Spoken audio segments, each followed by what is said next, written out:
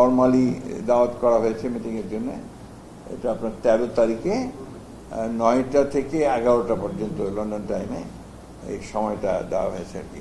Standing কমিটির পক্ষ থেকে স্বাগত জানানো হয়েছে এবং আমরা প্রত্যাশা করছি যে এটা বাংলাদেশের যে রাজনৈতিক যে সংকটগুলো আছে এগুলোকে কাটিয়ে উঠতে একটা পজিটিভ ভূমিকা রাখতে পারে এই সাক্ষাৎকারটা। এর মধ্যে এই সাক্ষাৎকারটা হলে অনেক সমস্যার সমাধান হয়ে যেতে পারে এবং অনেকগুলো সহজ হয়ে যেতে পারে, নতুন ডাইমেনশন সৃষ্টি হতে পারে।